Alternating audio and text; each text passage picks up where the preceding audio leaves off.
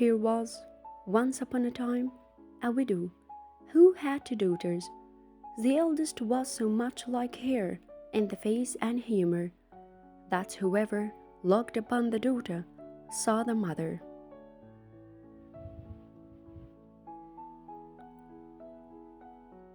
They were both so disagreeable and so proud that there was no living with them.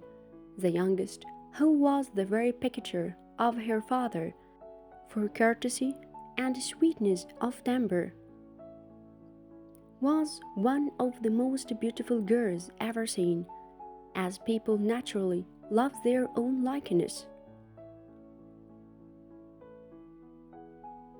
This mother even doted on her eldest daughter, and at the same time had a horrible aversion for the youngest.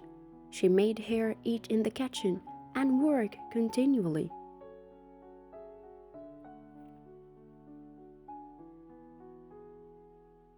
Among other things, this poor child was forced twice a day to draw water above 1.5 miles of the house, and bring home a pitcher full of it. One day, as she was at this fountain, there came to her a poor woman who begged of her to let her drink. She took up some water from the clearest place of the fountain and gave it to her, holding up the pitcher all the while, that she might drink the easier. The good woman, having drank, said to her, "You are so very pretty, my dear, so good and so mannerly, that I cannot help giving you a gift." For this was a fairy who had taken the form of a poor country woman.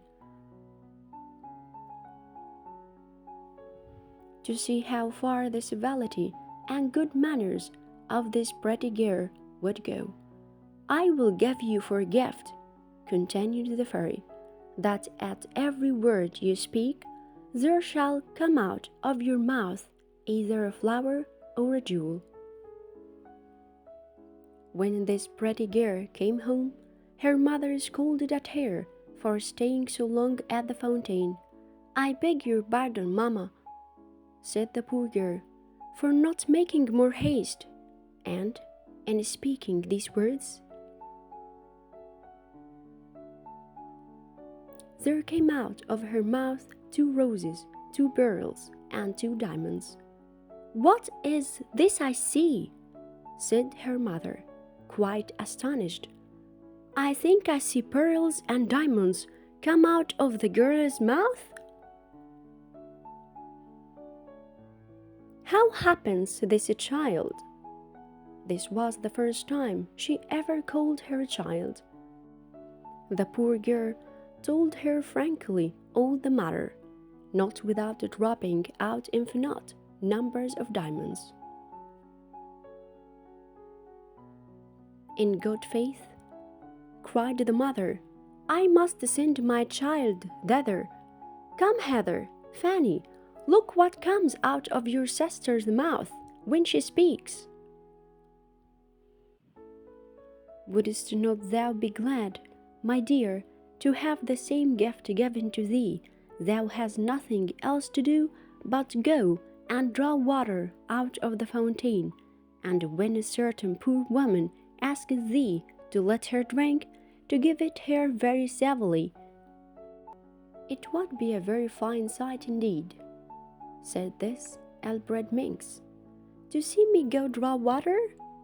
"You shall go," said the mother, and this minute. So away she went, but grumbling all the way, taking with her the best silver tankard in the house.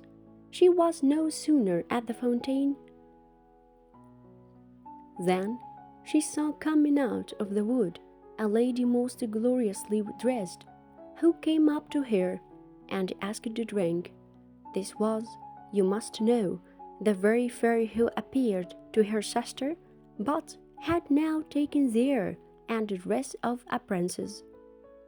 to see how far this girl's rudeness would go. "Am I come hither to serve you with water?" said the proud. "I suppose this silver tankard was brought purely for your ladyship, was it? However, you may drink out of it."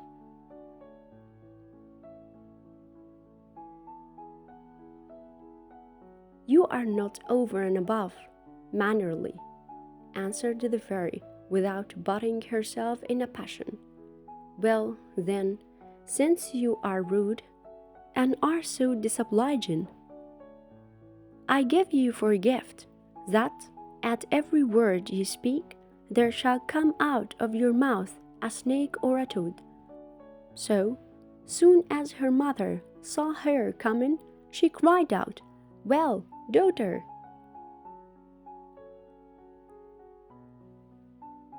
"Well, mother," answered the pert hussy, throwing out of her mouth 2 vipers and 2 toads. "Oh, mercy!" cried the mother. "What is it I see? Oh, it is that rich her sister who has occasioned all this, but she shall pay for it." And immediately she ran to beat her. The poor child fled away from her and went to hide herself in the forest, not far from thence.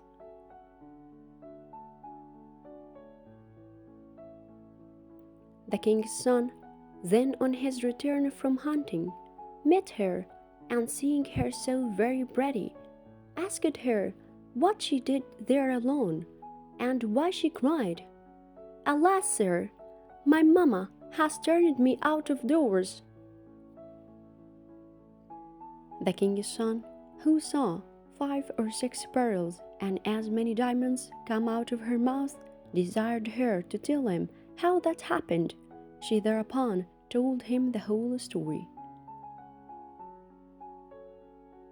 And so the king's son fell in love with her, and considering with himself that such a gift was worth more than any marriage portion whatsoever in another, conducted her to the palace of the king his father, and there married her.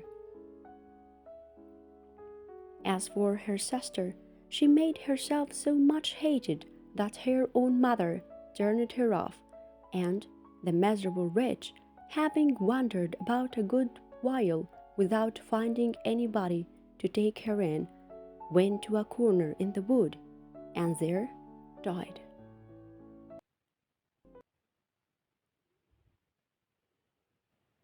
Money and jewels still, we find stamp strong impressions on the mind, but a sweet discourse more potent reaches yields. Of higher value is the power it wills.